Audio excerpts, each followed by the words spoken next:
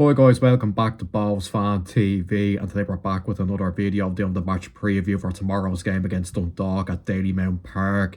Coming into this off the back of a 0-0 draw out in Talca Park on Monday night, a bit of a typical Monday game, like we said in the preview. Really, not a lot of action to talk about.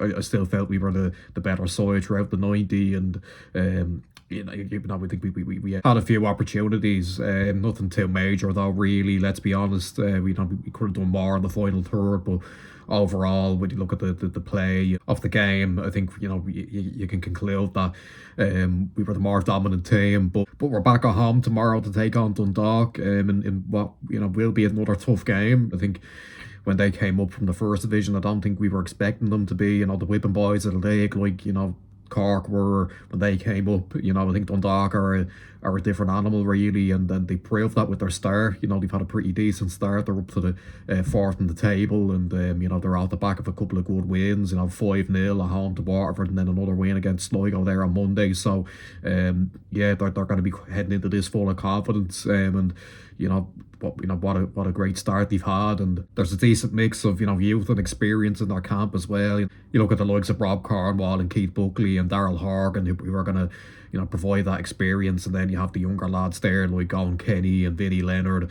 I think a few of those are actually out for tomorrow. I think Vinnie Leonard and Rob Cornwall are both ruled out. Derv and suspended, so they are missing a few bodies, but they're still going to be fancying their chances with their form, and we have to be wary of that. But for us anyway, it's just about continuing the good start and getting another win at home as well to back up the Galway win. And you're always going to be confident when we're at home, and the form that we've been on. And we've discussed this plenty of times, but how great we've been in all departments. At the back we've the best we've looked in years, and I suppose you can argue maybe going forward, did we create enough? But look, 3 goals against Shamrock Rovers, 4 against Sligo. Last few games, not so much. 1-0 wins against Waterford and Galway before the Shells game. But like we've discussed, winning games, in different ways, it's important to have that ability if you want to be title challengers this year. Onto the team anyway, and look, I don't think there'll be many people calling for a change at the back four again. I think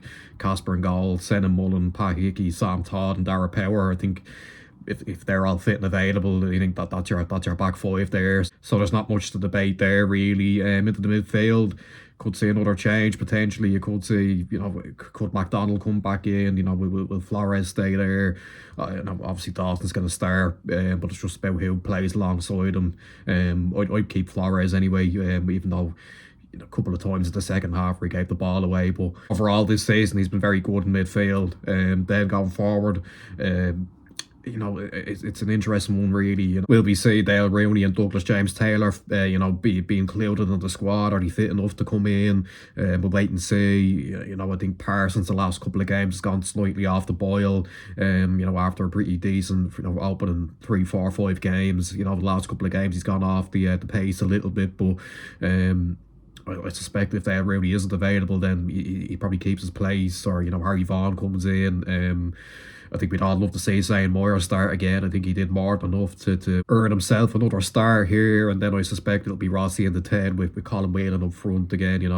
On Monday he was dropping deep and linking up with the other attackers very, very well. Something that he's been fantastic at, this season. So he's going to keep his place up front. I think this one will be different to Galway.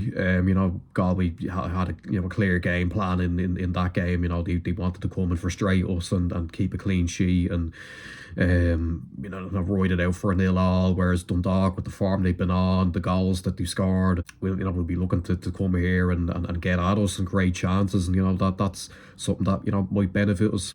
Often when teams do set up in a low block against us, we do struggle, and if the game's a little bit more open, there's things we can exploit. We can put teams to the sword when we're at our very best in attack, and hopefully we can see that tomorrow. It'll be nice to see a familiar face in Keith Buckley in that Dundalk midfield if he is to start. Of course he's going to get a good reception, but sentiment doesn't matter when the whistle blows, and it's all about getting the 3 points after that. Look, like the last few weeks, I'm not going to all of a sudden start saying, things are going to start to fall apart for us. I'm going to predict another win here. I'm going to go with 2-1. I expect to be a competitive game.